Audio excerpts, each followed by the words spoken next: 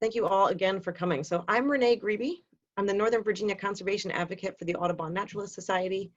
At 123 years old, we're the DC area's oldest independent environmental organization. And in our history of work in Northern Virginia, we were instrumental in saving Dyke Marsh, ensuring good stormwater management in the Tyson's Corner redevelopment, and pausing a development in a floodplain property in Alexandria, to name a few. And on behalf of our 10,000 members and supporters across this region, we advocate for the protection of open space and for healthy communities for people and nature and for strong environmental policies. So I also wanted to introduce on the phone today, we have Eliza Cava, who is ANS's Director of Conservation. Hello, everyone. A pleasure to join you all and get to see some of you in person who I've spoken with or read your notes. So thank you. Excellent. So today we're here to talk about the Northfax West redevelopment.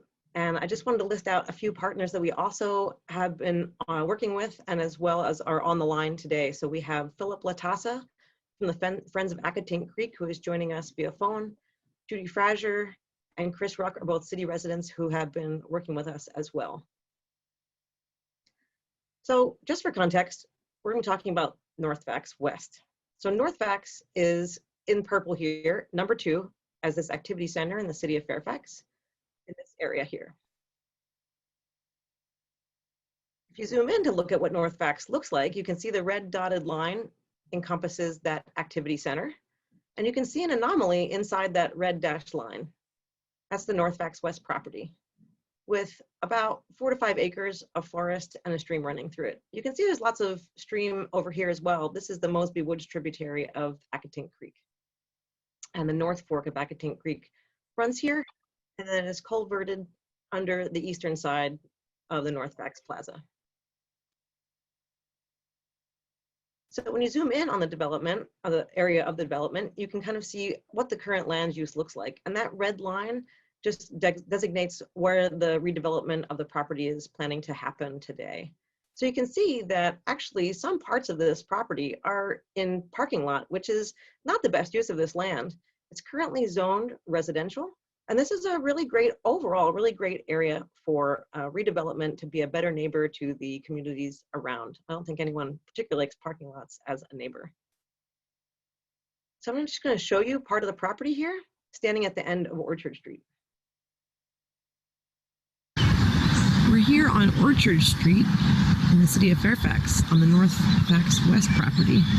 And you can see a lot of it is currently in parking lot, which is a great place to redevelop. But there's also the North Fork of Accotink Creek that runs through this property. And lots of life in that stream. Fish and salamanders. Some macroinvertebrates as well. But even richer is the tree canopy that we have here. Lots of birds, singing house wrens, towies, lots of migrating warblers. And back in May when we were here, or in April when we were here, a barred owl as well. Really a lovely property that could be part of the community. That's a quick tour from Orchard Street. Now, I want to talk a little bit about some of the more boring sides of redevelopment, not the ecological fun visual sides, but the guiding documents which help the city have a vision to move forward with in terms of redevelopment. So first, there's the overall comprehensive plan. So that has broad guidance in terms of environmental goals, land use goals, transportation goals. And as we talked about, this is going to be all the purple areas in the city of Fairfax are activity centers. And there's also more specific guidance for activity centers, which are the small area plans. And so Northfax as a whole, as the number 2 area there on both sides of Chainbridge Road, is also going through a small area plan draft. And so that's been going on for quite a while. And this is meant to guide the development in the Northfax area. So initially, as feedback was being collected from the residents of the city of Fairfax, this was what the city heard that they wanted in this Northfax area. You can see connection to nature is the biggest thing here. It's obviously got a lot of feedback there. Also things like Accotink and the creek, trails, neighborhoods.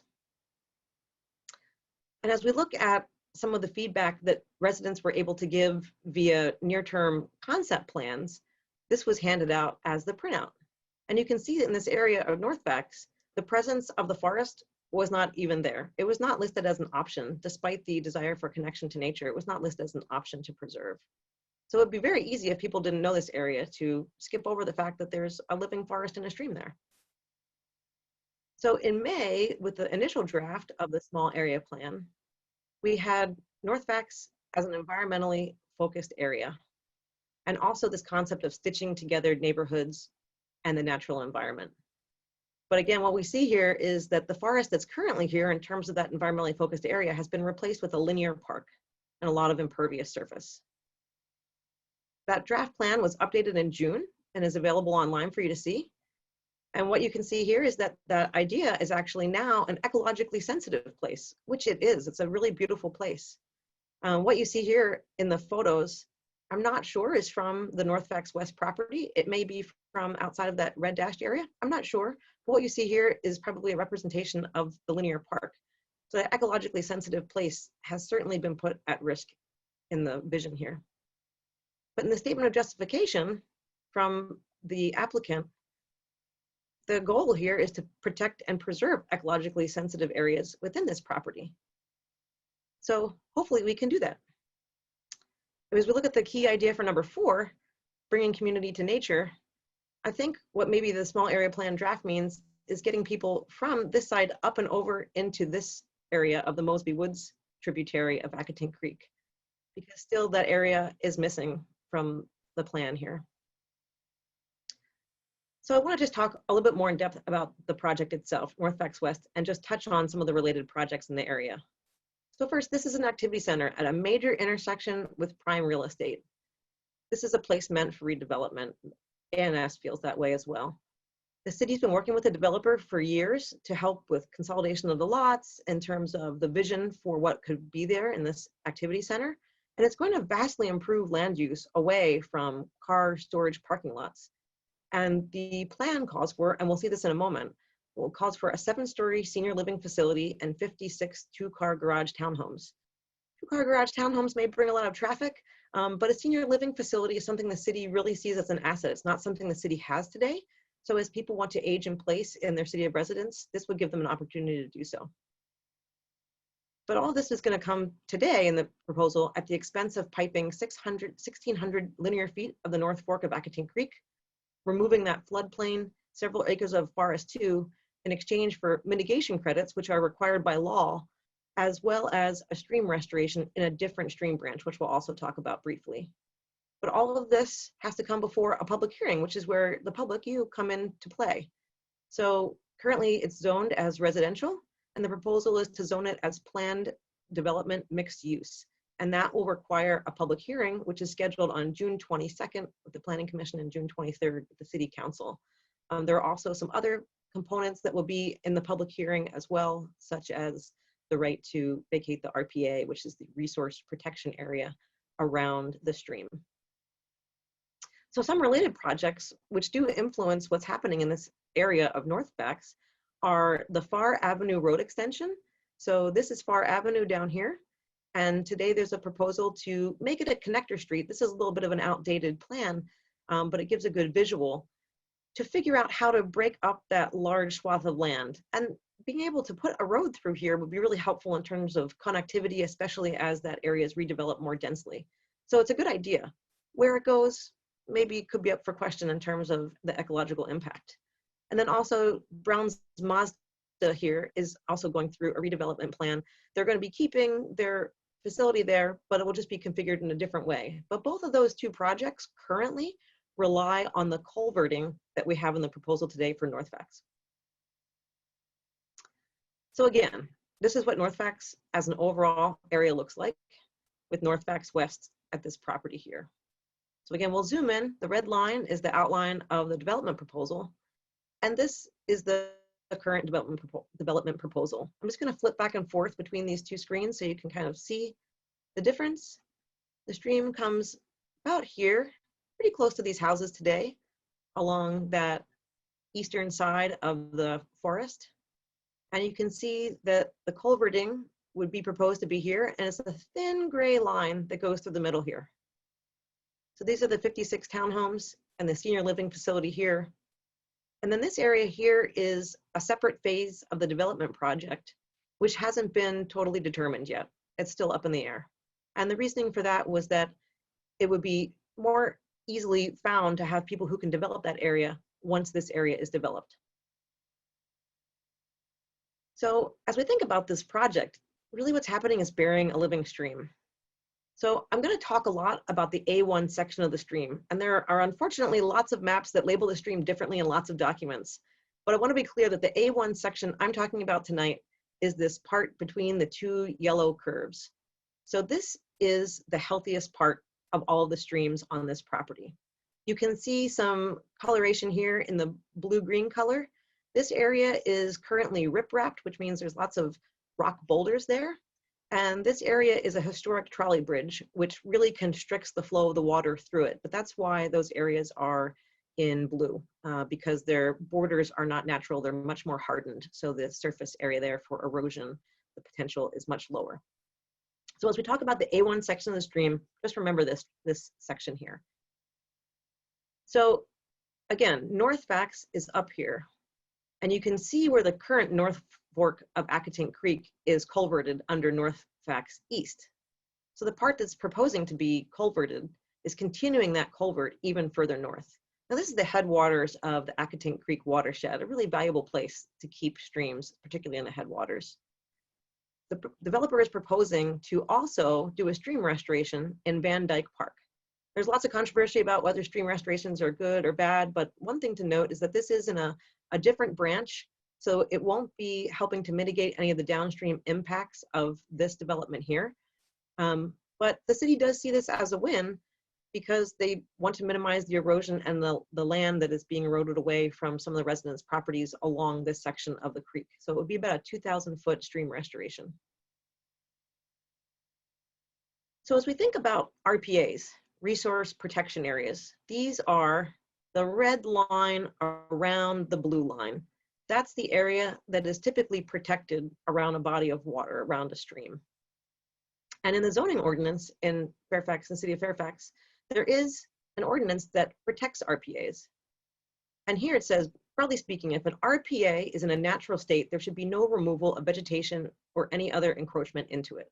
Now, of course, there are always exceptions to every rule, as there are here, but this is the starting point. There's also another zoning ordinance. Again, this is some of the more boring stuff, but the important technical details. There's another zoning ordinance that deals with storm water and storm drainage facilities. And the thing to call out here is in red, that the goal of this ordinance is to preserve, where possible, presently existing natural creek channels. And this is important because this part of the ordinance is referred to in the major water quality impact assessment report, which was required as part of this development. So the city zoning administrator will determine if Northfax West development is consistent with the purpose and intent of section 4.16, which we just saw in the previous slide, based on the following criteria. The disturbance of any wetlands is minimized. The development will not result in significant disruption of the hydrology of the site. Development will not result in significant degradation of aquatic life, and development will not result in unnecessary destruction of plant materials in the site. But we do know that all of these things will be happening. And so it's just a matter of, is it worth the trade-off of the development that the city is getting? So what are the opportunities for public feedback? Well, there was one already, but you can be excused for not realizing it had happened. It was back on Sunday, January 18th, 2019, a Friday edition. This public notice was here in the Fairfax County Times. It's hard to read. It might not jump out as something important, and it mentions that an unnamed tributary of the Accotink Creek watershed will be affected. But in fact, this is the North Fork. It has a name. So one comment was received back then, and that was from the city of Fairfax staff who did know about it. So it definitely might not have gotten the eye of the residents in the city. But there is an upcoming opportunity for you to give your voice. So there have been some work sessions with the Planning Commission and City Council, which are interesting. You can go listen to those if you'd like. They're all recorded on the city's website. There's also been various small area plan meetings back as far as many months ago, but also more recently. And just recently on June 8th, the Planning Commission did have a public hearing on the small area plans, and that was approved. So coming up, June 22nd, the Planning Commission will be hearing the developments that we talked about, Northfax West being the main one we're talking about tonight, but also Browns Mazda and the Far Avenue extension. And then June 23rd really is the decision for this piece of property, what's going to be happening. This has been a long-term planning for this Northfax development, but this is actually when the decision happens. Once we remove those RPA protections or rezone it, that's when development can happen. So you can read more about this. I think many of you have already seen our blog post. I'll drop that link into the chat window if you haven't when I'm done here. But also you can Google really quick to find this page, the Northfax West, just Google for City of Fairfax, Northfax West. You can read a lot of information there, the major water quality impact assessment, the statement of justification, lots of stuff there. And then your comments, you can send them to the mayor and city council members, many of whom are on the call tonight, thank you, as well as the planning commission. And you can find all that information as well with an easy Google search, but I'll pop it in the chat window as well. Well, that's all linked from the blog post, so you can find it all there. So our asks from an Audubon Naturalist Society position are three main asks. That the decision on Northfax West, the decision to rezone the lot, the special exceptions, should be postponed. And we asked for that for a couple of reasons. One of them being that the city should work with an ecologist to better understand the ecology of that A1 section of stream and forest. And I'll show you more about that in a little bit as well. Alternatives should be sought too to preserve more or all of the A1 part of the stream. Doing so will be more in line with the small area plan vision and better accomplish the city's land use and environmental goals. So I'm not an engineer. These are not engineering alternatives, but these are just ideas to get your brains thinking. So today, with the current development, that orange line is the proposed Far Avenue extension.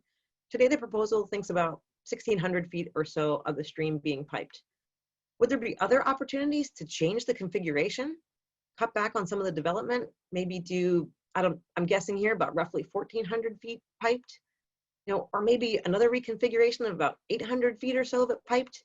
Considerations like this have to be thought about in terms of how it will impact the neighboring development, because with the senior living facility here at 7 stories, it doesn't give much of a buffer to the Assembly HOA just to the north.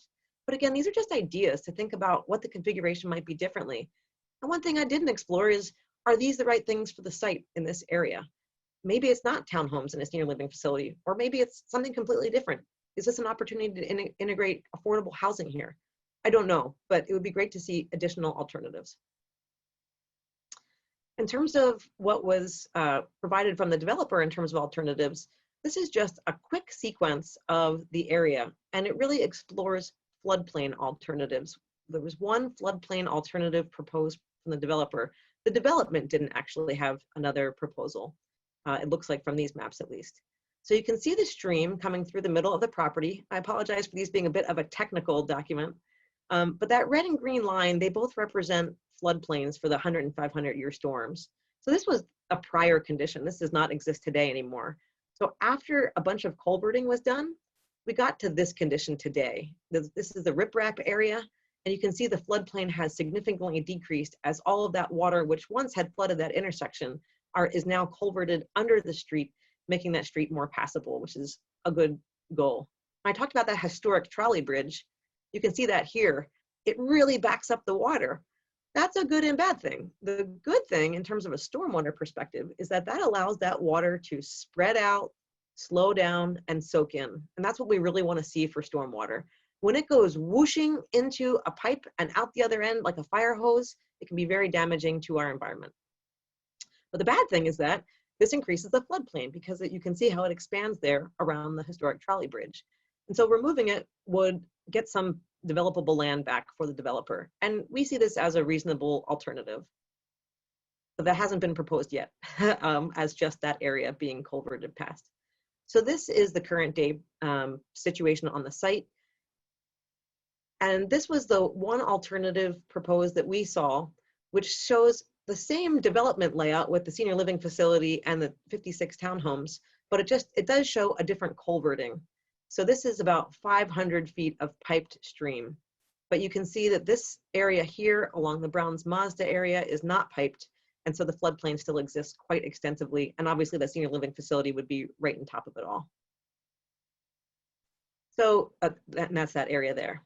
So this is the current proposal. You can see how drastically the floodplain goes away. That allows a lot of that developable area to come back. And I just want to show a quick difference in where all of that water is going to go.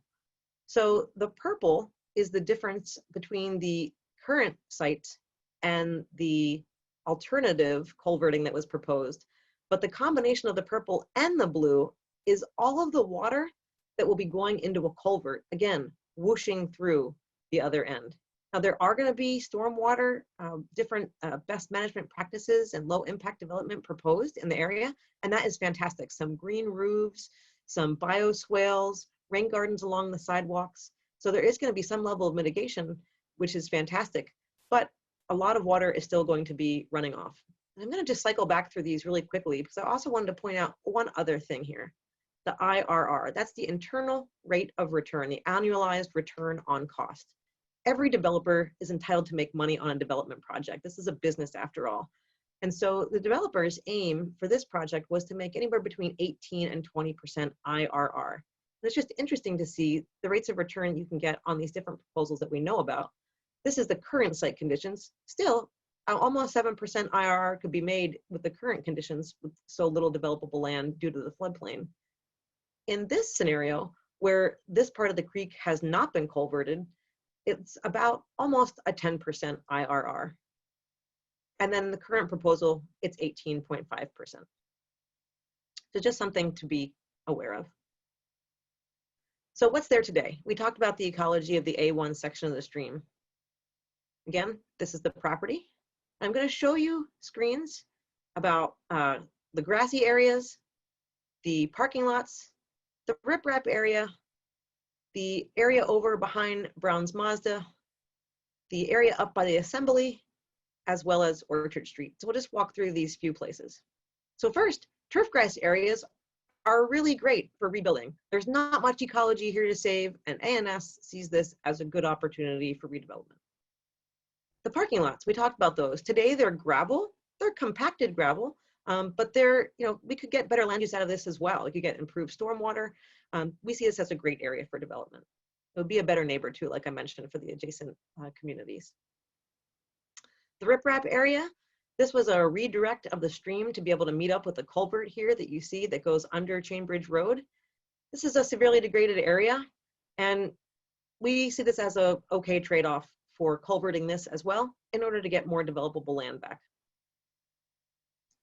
This is a screen from the RPA site-specific study, but this is behind the area just south of Northfax West. It's somewhere around the Browns Mazda or maybe a little bit east, but this is a drainage area. It's intermittent stream. It's not in good health. There's lots of runoff from the current parking lots.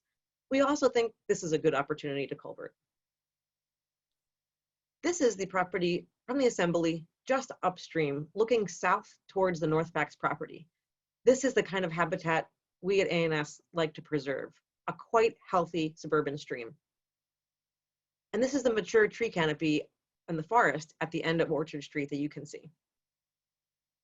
When we were there in April for our first site visit, we heard a barred owl. This is not a photo from that day because we didn't get to see it, but we did get to hear it.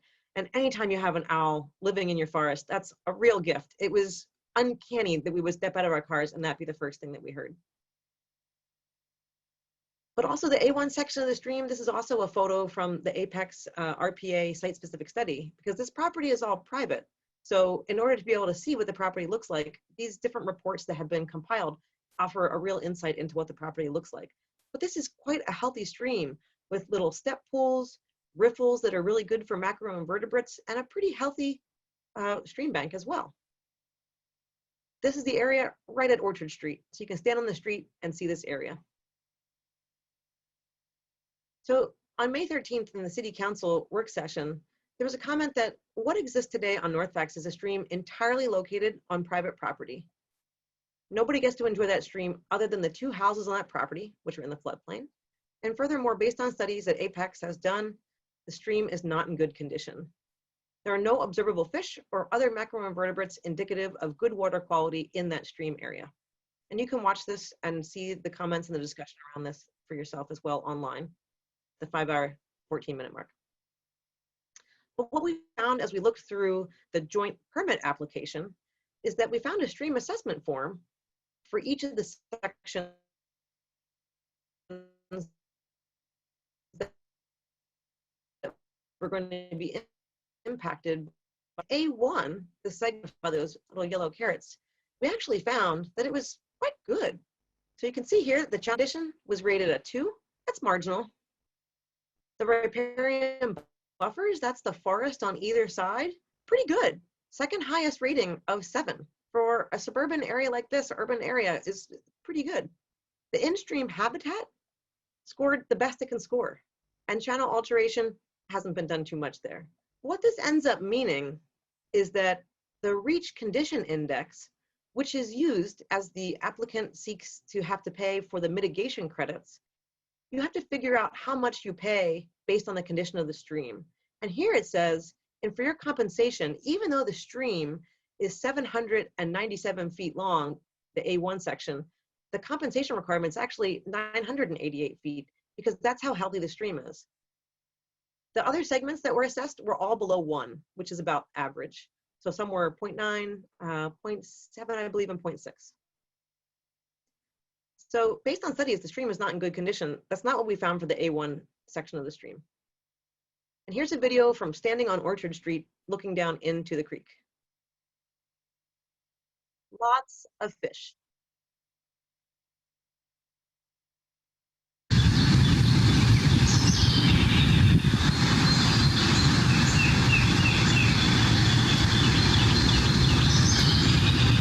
So those are all black-nosed dates. They're kind of minnows. They're pretty common in urban streams, but it's exciting. There's lots of fish that live in this stream. We saw dozens of them just standing there.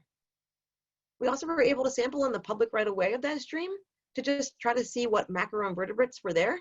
And what we found were actually a lot of salamanders, an uncanny amount of salamanders. And this is a picture of one of them. So many that we just stopped collecting them after 4. And the interesting thing about northern two-line salamanders, which is what this species is that they're actually somewhat tolerant of urbanization. So if this area were to be developed, it's likely that those salamanders could survive if their habitat was intact. And also really interesting is that their presence can indicate a healthy wetland. We'll get to that in a moment. We also found common net spinner caddisflies, and I realized that people who are not bug nerds, this is kind of nerding out a little bit, but macroinvertebrates are a really common way to indicate stream health. There are some macroinvertebrates that can tolerate pollution, and there are some that cannot. What we did find is this case-making caddisfly larva, which is actually more tolerant of pollution. So we found some interesting information here that contradicts what we heard in the city council meeting. And this is a video of it living in its larval state and pumping to get oxygen. Pretty cool. It makes that group itself. We also found small minnow mayfly larvae. Now these are another thing that are pretty exciting. These are a little bit more tolerant of pollution as well. So these two species are really very, very good for suburban and urban habitats, for streams that are in suburban and urban habitats. We also see that there are deer living on the property. A resident in the area came by and saw the deer. And then what we also saw from Orchard Street is a really big stand of skunk cabbage. You can see it here, these big green leaves. And skunk cabbage is an obligate wetland plant. What we found in the joint permit application, there were 2 different points where the applicant was able to do research to see if there were wetlands on site. And one of those data points that was explored showed 2 of the 3 things that you need to designate a wetlands. To designate a wetlands, you need soil, the proper soil, and the proper hydrology, a certain criteria that meets those, but also vegetation, a certain kind of wetland vegetation. And in the data point number 2, actually it was found that the soil and the hydrology matched what you would need for wetlands, but there were no wetland obligate plants, which we easily found when we were there. Now that wetland delineation was done in November. In November, skunk cabbage has lost its leaves and is dormant underground. And so there's some concerns that there might be wetlands on this property as well, as the salamanders also might indicate. Again, there's beautiful mature trees here. There are certainly invasive plants as well. Lots of city parks and natural areas have invasive plants, but that mature tree canopy has been there for many, many decades. So the key takeaways today are that we really need to protect nature for people and wildlife during redevelopment. There's no way to make up for losing the living headwaters of the Accotink watershed.